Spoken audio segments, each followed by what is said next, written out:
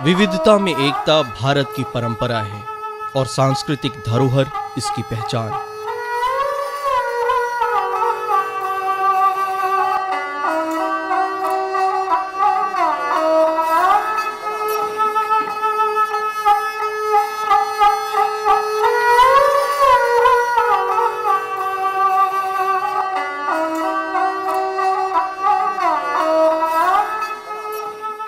इसी धरोहर का एक रखवाला है जैसलमेर। राजधानी दिल्ली से 750 किलोमीटर दूर राजस्थान का एक ऐतिहासिक जिला, जो मरुस्थल की मुश्किल भरी जिंदगी और तेजी से बदलते समाज के बावजूद अपनी पहचान, अपना साज और अपनी आवाज बचाने की भरसक कोशिश कर रहा है। कपड़े धोआ छम छम रोआ कुंजुआ, कपड़े धोआ छम छम रोआ कुंजुआ, मिंजो दी जान सानी हो, हाय वो मेरी ये जिंदे मिंजो दे जान सानी हो। गोरी गोरी बाही लाल चूड़ा चंचलो, गोरी गोरी बाही लाल चूड़ा चंचलो, बीच गजरा नसानी हो, हाय वो मेरी ये जिंदे बीच गजरा नसानी हो।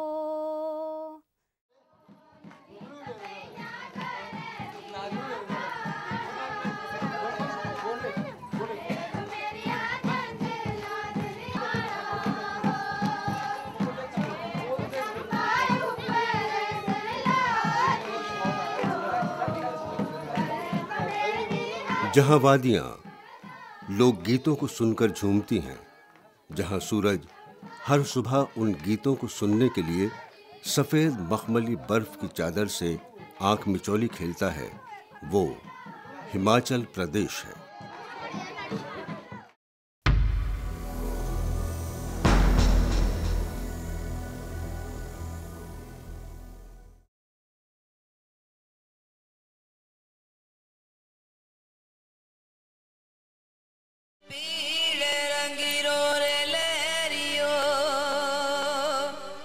छांट पड़े भीग जा,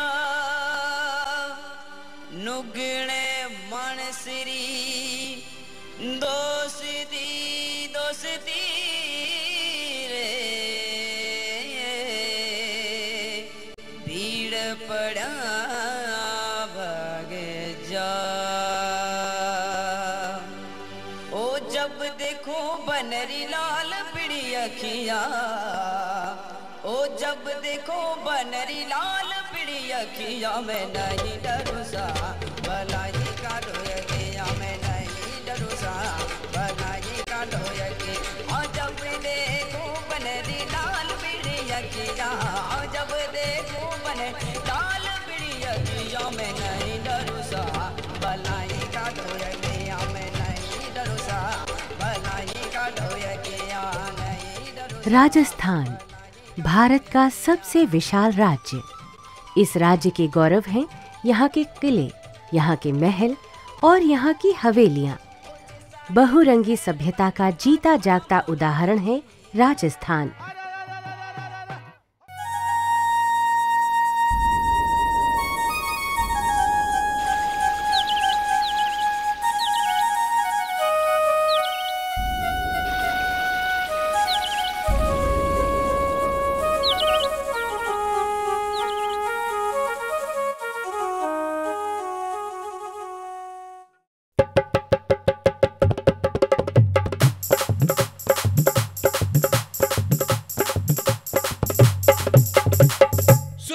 सुनो।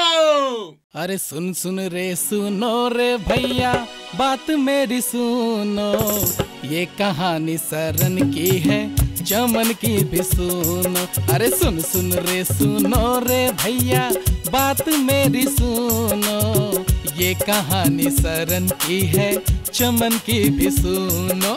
पेशे से है सरन किसान, दिन रात बस करते हैं काम, फिर भी नहीं है इन्हें आराम। और जिंदगी का हाल बेहाल, और जिंदगी का हाल बेहाल, जिंदगी का हाल बेहाल, जिंदगी का हाल बेहाल, जिंदगी का हाल बेहाल, जिंदगी का हाल बेहाल।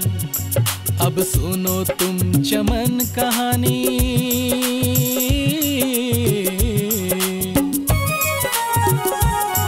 अब सुनो तुम चमन कहानी, जो है बड़े सुखी खुशहाल। खेती करते हैं मजे में, खुश रहते हैं पूरे साल, खुश रहते हैं पूरे साल, खुश रहते हैं पूरे साल, खुश रहते हैं पूरे साल, खुश रहते हैं पूरे साल, खुश रहते हैं पूरे साल। लेकिन कैसे, लेकिन कैसे? यही तो खास बात है भैया, अब ये देखो कैसे। पिछले 2 दशकों में भारत दुनिया के नक्शे पर एक बड़ी आर्थिक शक्ति के रूप में उभरा है। चाहे वो आईटी का क्षेत्र हो या तेजी से बढ़ता शहरीकरण, गगनचुंबी इमारतें हों या आधुनिक मॉल की भरमार, चाहे ऊर्जा या उद्योग के क्षेत्र में हो, हर कदम पर देश नई ऊंचाइयों को छूता रहा है। आज देश की युवा शक्ति विश्व स्तर पर अपना लोहा मनवाने को तैयार है। अब ये चौंकाने वाली बात नहीं है कि अगले कुछ सालों में आर्थिक विकास दर 7.5% के आंकड़े को पार कर जाएगी। लेकिन अब सवाल यह उठता है कि ये आर्थिक विकास भारत के किसानों के लिए क्या अर्थ रखता है? क्या इस आर्थिक प्रगति का कुछ फायदा किसानों को भी पहुंचेगा? बल्कि एक कृषि प्रधान देश के लिए इससे भी महत्वपूर्ण सवाल यह है कि क्या हम कृषि के क्षेत्र में कारगर उपायों और नई तकनीकों या फिर किसानों को विश्व अर्थव्यवस्था के लिए तैयार किए बिना ही विकास का सपना देख सकते हैं?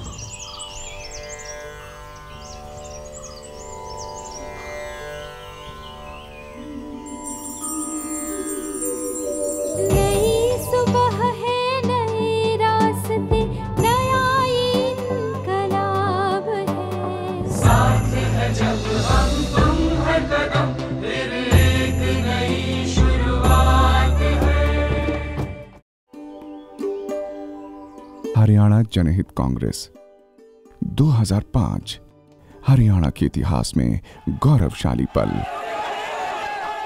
चारों तरफ उल्लास का माहौल, लोगों के चेहरे पर खुशी।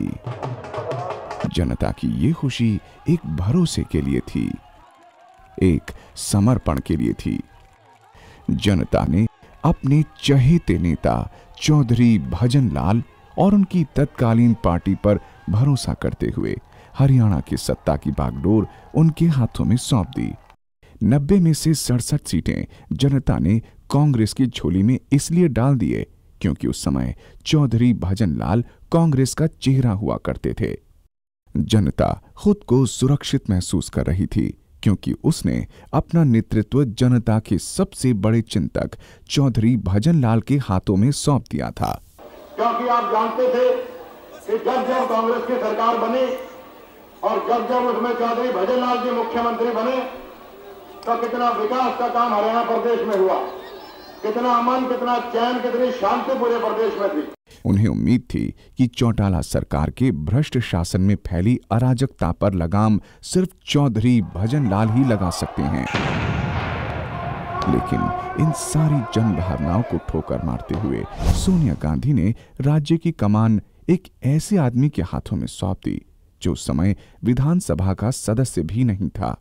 चौधरी भजनलाल ने पार्टी के अनुशासित नेता की तरह अपनी जिम्मेदारियों को स्वीकार किया, परंतु कांग्रेस की हुड्डा सरकार में हत्या, चोरी, बलात्कार, भ्रष्ट शासन, कानून व्यवस्था की गिरती स्थिति और सरकारी अराजकता से जनता सकते में थी।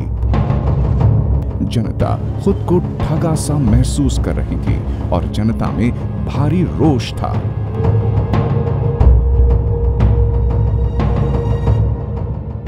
ऐसी परिस्थिति में जनता की भावनाओं को ध्यान में रखते हुए चौधरी कुलदीप बिश्नोई ने अपने पिता से आशीर्वाद लेते हुए संघर्ष का बीड़ा अपने हाथों में उठा लिया और व्यक्तिगत स्वार्थों की परवाह न करते हुए संघर्ष की आग में कूद पड़े। जैसे जैसे समय बीतते गया हरियाणा के हालात बद से बदतर होते गए। आप जानते हैं, जहां जहां हरियाणा में मैं जाता था या चौधरी भजनलाल जी जाते थे या जो लोग हमें मिलने आते थे, सभी तरफ से लोग हमें आके कहते थे, चौधरी भजनलाल जी, हमने आपके नाम पे हम आपको कांग्रेस को वोट दिए।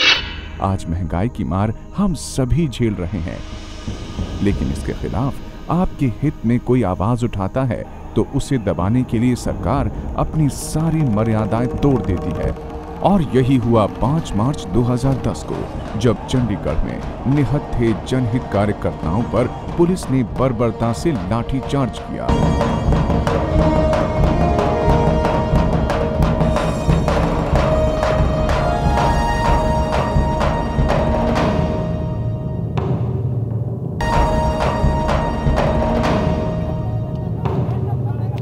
पुरुष कार्यकर्ताओं को तो छोड़ ही दें, पुलिस ने महिलाओं तक को नहीं बख्शा।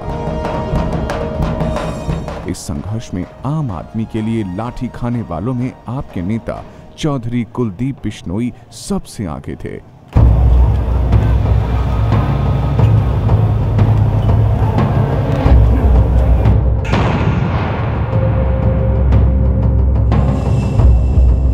हाथ टूटने के बावजूद भी चौधरी कुलदीप बिश्नोई संघर्ष में अंत तक डटे रहे।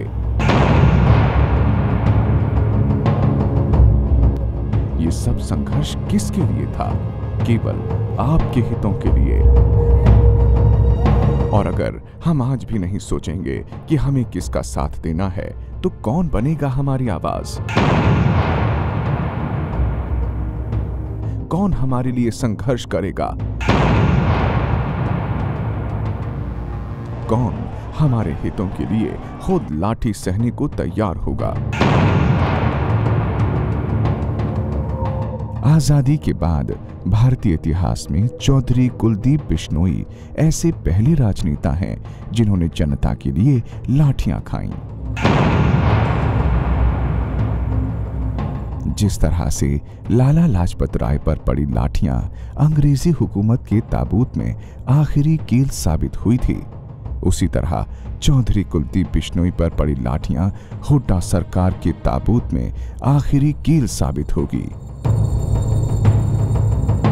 हमें आज निर्णय लेना ही होगा कि हमें हुड्डा या चौटाला का भ्रष्ट शासन चाहिए या कुलदीप बिश्नोई जैसा नेता। हरियाणा जनहित कांग्रेस यानी अनेकता में एकता, 36 बिरादरियों की एकमात्र पार्टी जो जनता के हितों से सरोकार रखती है, जो लोगों की रोटी से सरोकार रखती है, जो सरोकार रखती है उनसे जो पीड़ित हैं, जो पिछड़े हैं, जो शोषित हैं। ये आम जनता के विकास, उन्नति और प्रगति की पार्टी है। माना हमने जो राह चुनी वो कष्टों की वरमाला है। जिस पथ पर पग रखना है वो कठिनाई की भीषण ज्वाला है, किंतु अभीष्ट पाने को अपना हमको अब जलना होगा। इस प्रलयंकारी ज्वाला में हमको आहुति बनना होगा। मैं कुलदीप बिश्नोई तरक्की चाहता हूं हरियाणा की, मगर महंगी कीमत नहीं दूंगा। अगर आप भी हरियाणा की असली तरक्की चाहते हैं तो दीजिए मेरा साथ। हरियाणा जनहित कांग्रेस, नई उम्मीद, नई शुरुआत।